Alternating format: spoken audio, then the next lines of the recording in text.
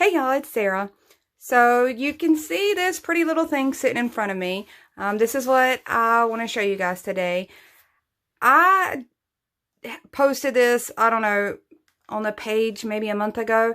I'm not sure. I thought the video got put up. It did not, and now I cannot find it. So I'm going to be making a matching set now. But honestly, I found this inspiration on Pinterest. It was like a recycled pallet wood project. I apparently loved it so much, it was screenshot 4 different times on my phone. So I had made it. I've already had it put up. You guys can see. This thing is such a cool one to do because it is such a really large piece. But you can see I've got mine hanging with poster tack. I've had it hanging up with just poster tack in the corners. This is a really good, easy kind of large-scale beginner craft for those of you that have been looking for something like that. I know you asked for it in the group a lot. My opinion on which ones are easier things for people getting started. So this one is a really cool one. I really like this piece. I've already been enjoying it for about a month. And let me show you how to get this thing done. So the paint tutorials are always going to be kind of their own individual thing, at least for the wood look. And so I've got a bunch of scraps here. This is a perfect project for those of you that are at this beginning stage, and even those that are well beyond beginners now. There are some techniques in this that might help you guys, but even for those of you that are beginners, I wanted to show you that this is part of the reason why I find this one to be a really good kind of beginner level piece is because of the way that we're going to be covering this. Those first practice boards, those first practice strips that you do out of your foam core, this is a great project for that because they do not have to be perfect. We're covering most of that up. Keep those pieces, let's use them, and let's make something really pretty out of them. And that's what you're going to be able to do with this right here. So I kind of wanted to show that. You can see there is a huge variety of pieces that I've got here. For those of you that are lost and confused about what this is Readi-board brand foam core. I've already cut this down, but I left the sticker on.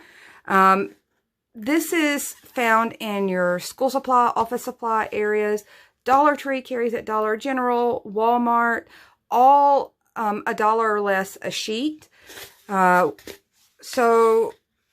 I like having access to all of those places conveniently to grab this. That's why I'm using this particular brand.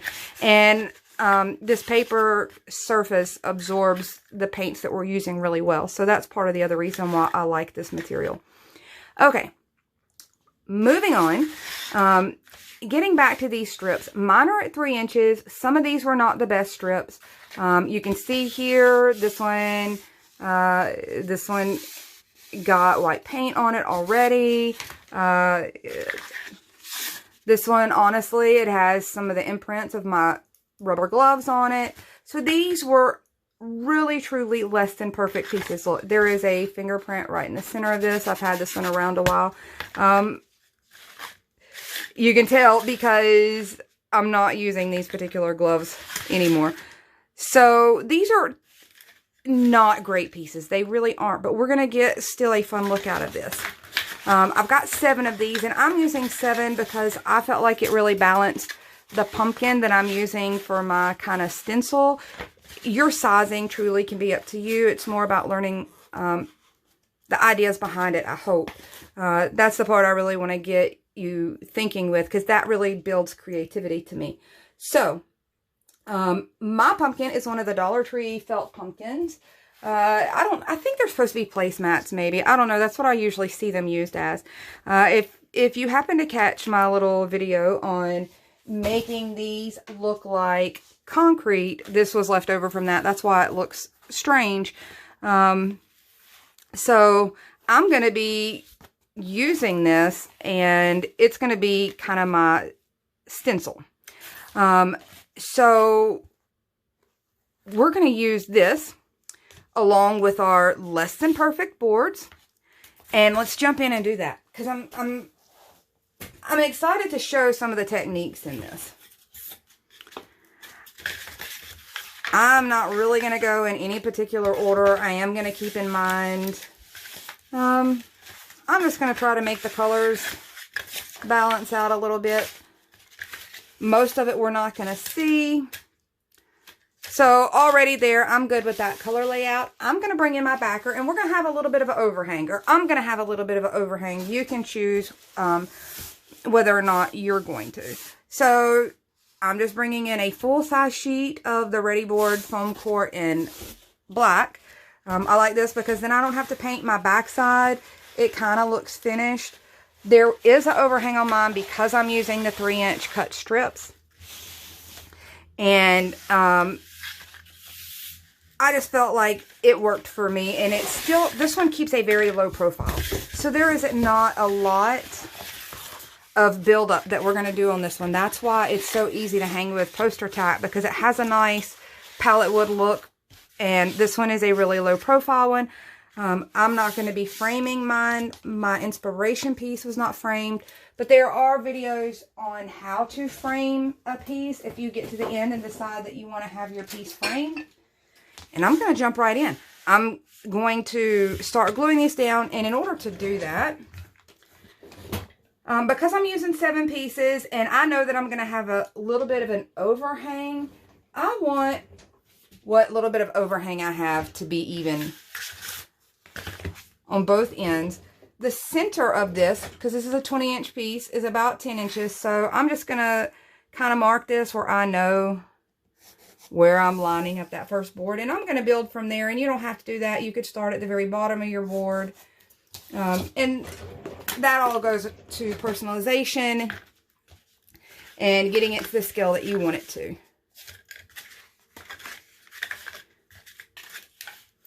And I kind of lost track of how I had my pieces, but here we go. This seems good. So this is going to end up being my center. I'm just going to add my glue and kind of line it up with that center line.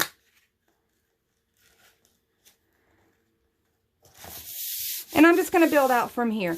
And I'll continue to do this until all 7 of my pieces are glued down and applied nice and flush to their backer. Okay, so all of my pieces are now attached to my backer. And you can see what I mean about this one is going to be a very low profile. And here's what I was talking about with the little bit of overhang. And that was simply because I wanted the measurements to be at the scale that I wanted them at. I certainly could have cut about another inch of black foam core from another sheet and added that and done it fully. But on this piece, it really is not noticeable. It's not a problem at all. The only thing that I will do, of course, is come in where this white is. I will paint that edge out and have at least a nice finished wood look on these 2 overhangs. That's just because I prefer it that way. So the next thing I'm going to do is decide kind of where the layout of my pumpkin is going to be. And now you can see why I chose to just go ahead and do the 7 boards across or strips across, because it worked out really nicely where I had one full strip kind of border above and below. So you can personalize that any which way you want to. The pumpkin itself, the lines and the seams in our piece are going to help me kind of get the alignment. And here's a quick tip, especially for those of you, if you're going to use this felt pumpkin. The felt ones themselves, now I have texture on mine because I used it for another tutorial, but naturally these are kind of lightweight. When you go to do the next step, which is spray painting it, it can kind of lift on you a little bit. So all I'm doing right here is I'm taking some of just this poster tack and I'm just going to tack this down a little, and I'm rubbing it between my fingers while I talk so that I can put a little oil in there, because it's brand new, so it's super sticky. And the problem with it being super sticky is that I don't want it to damage this paper surface when I go to peel that off. I just don't want it to slip and slide on me when that the spray paint hits the edges.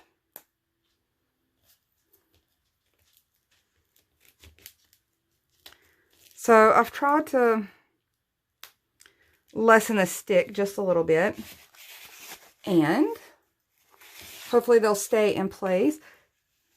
And there we go. That should just kind of help it from slipping and sliding around as we spray paint it. Now, I do not have an optimum setup to spray paint, to show me actually spray painting this for you guys. But as soon as I'm done with this, you'll see pretty much we're not doing a heavy spray paint coverage. We are simply kind of haloing the edge of this, and everything else is going to blend in with the use of some chalk paint and clear wax. So I feel like maybe it's tilted at here.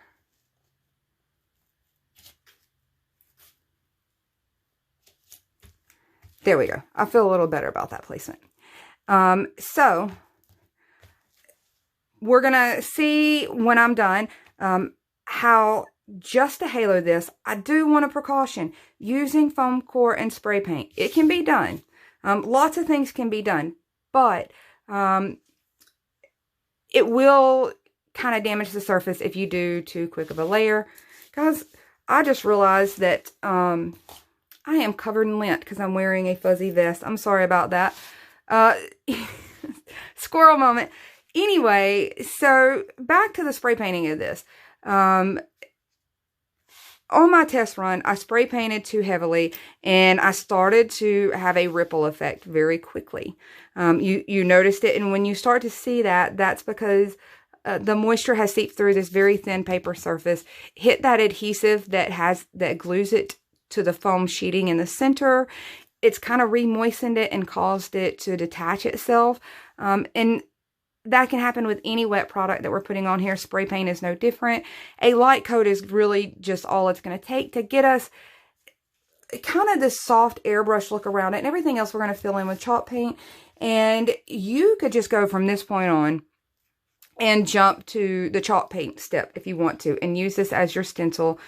Tack it down a little better and just use that step. I'm going to halo mine around. You guys will see what that looks like. You want to give it a chance to dry, and we'll be right back. So here's where I'm at. This is what I was talking about doing a halo. I'm pretty sure most spray paints are going to work for this, as long as you remain pretty light with your coat. I happen to use the Rust-Oleum 2X in the Blossom White. That's typically one of my go-to paints when I use spray paint. So this is still a little tacky, but I wanted to show you guys why I chose to go the spray paint direction with this, even though it's a little risky. You know, it takes a little play to get used to knowing how far you can take the spray paint without there being an issue occur later. And I have done that even myself, even with knowing what spray paint can do. I have oversprayed and ended up with problems. So here's where we're at. My next step is going to be pulling out my Waverly chalk paint in white and my Waverly wax in clear. The reason that I prefer chalk paint goes along with everything else that I've said. It's the moisture content. It is a thicker, high pigment paint that is just applying less moisture to this as we go. So we're going to allow this to completely dry, and you can see mine is still wet. But we are going to ultimately mix these two together, and we're going to dry brush this, and I'm going to be using just a cheap 4-inch chippy style brush. Any of the chippy style brushes, and by that it's these kind of wide flat ones with the really sparse, kind of scraggly bristles. So any of those that you're comfortable with, or even an old dry brush will work if your bristles have kind of dried out. That can work also. Okay, so what I've pulled out here is I've got my Waverly white chalk paint poured out, and I'm going to come in with the wax, and this is very similar to how we do with a lot of the other looks. This is still kind of our medium to help keep our surface a little more protected. You're less likely to get a lot of the curling and the warping and the bowing of your pieces. So we're going to mix these together, and we're going to start applying.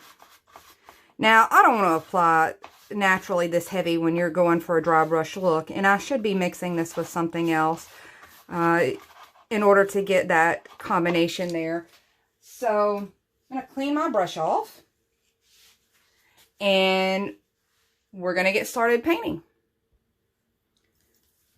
Okay, so I've got my brush cleaned off now, and it's not nearly as saturated. One of the things that I want to do is I want to kind of really set these edges off. Now, remember to go in kind of starting fairly light, and you can build up this look. This is more about the technique.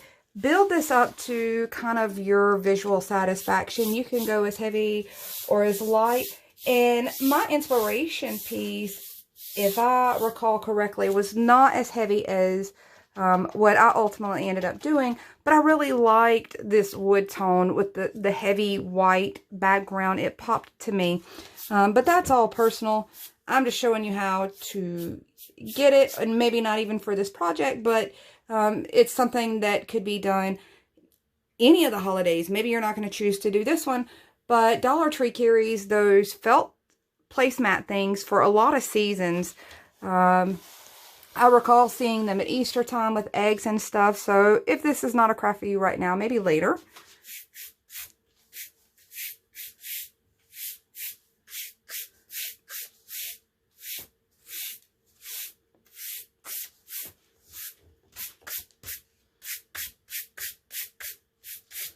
So I'm really wanting to get these kind of bristle streaks. I've mixed the wax in here. My boards have had wax on them. I'm able to go a little heavier with color and pigment this way just because I've got the wax mixed in to the white. And these boards were painted with the faux wood look already that had the wax mixed in. They've been dry for multiple days at this point. So they tend not to respond to the heavy paint pigment as much at this stage, if that makes sense.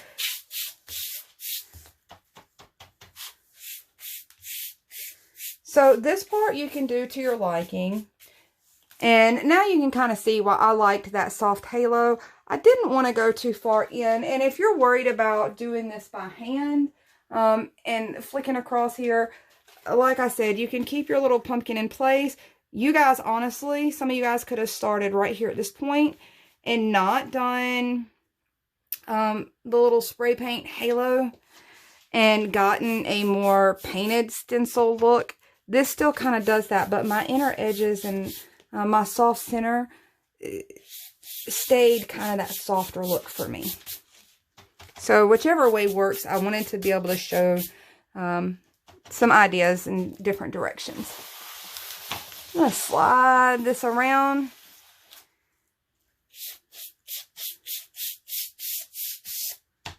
And I know it almost seems a little heartbreaking to cover this much of your already done wood grains. And that's why I said this is such a great project to play with. If you've got practice boards still left over, if you've got strips that just didn't look as great to you, this is a really nice way.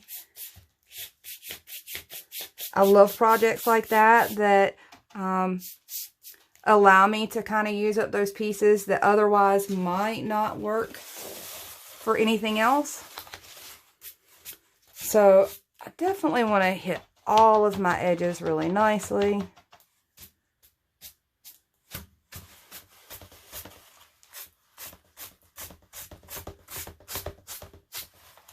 I tend to like the heavier look right there against those edges. The one thing I want to caution on is that I'm not flicking super hard against that, because in this process you are pushing wet paint up against the edges of this. You can very easily push it and start lifting those edges. So when you hit, I'm hitting more at that very edge of that surface and then flicking it. If I don't know, maybe you can see that. I'm trying not to pull up and lift on those edges with my brush. Especially throwing so much paint on here.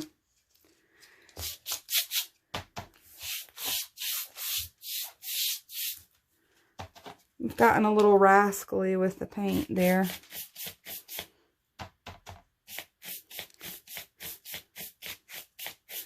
That is probably why you guys only see like a rotation of certain sleeves. I have certain things that I allow myself to paint in because I've kind of already done these things to them. So I don't really want a lot of brush strokes in there. I like that airbrush look there in that center a lot. I do want to get my edges of my pumpkin really kind of blend it out to blend into those brush strokes. And there you go. You can start to see how that looks. Now, you're looking at it thinking, well, that still doesn't look exactly like the first piece. And that's where the next part of the fun comes in. Is a whole nother technique that you can use, not even just for this project, but ideas for some other things. So I'm going to let this dry and then we're going to jump into that. So my chalk paint has had plenty of time to dry, and here is where it gets a little scary. And I want to kind of emphasize, be very careful when you're doing this. You can very easily distress this paper surface to the point that you can break down the whole project. But I'm taking a fine grit Dollar Tree sanding block is what I typically use, but any fine grit sanding material will work. I'm going to come in and I'm honestly going ever so lightly, and I just want to kind of coast across this surface of the chalk paint and pull some of it off, just like you would distress real wood. But we don't want to sand all the way down to the actual wood look.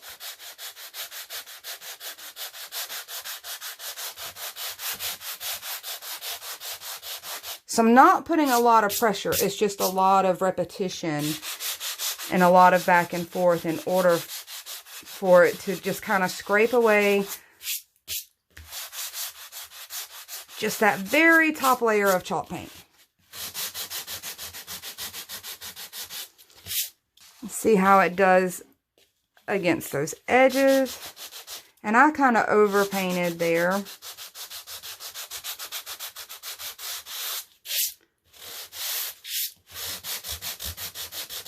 So mostly I'm just letting this sanding block is resting on this surface. And I'm sliding it back and forth. I'm not actually putting any pressure other than right now to keep it upright.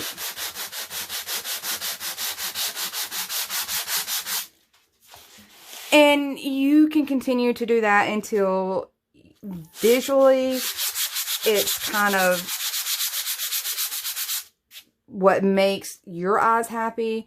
I'm going to continue to sand this down. I know that sound can eventually drive you crazy. I've got one of my kids that cannot handle the sound of my fingers sliding across this or the sound of the sanding block. So it's kind of funny. I'm going to zoom through this and sand this down a little bit more on my own, and then I'll pop back and show you.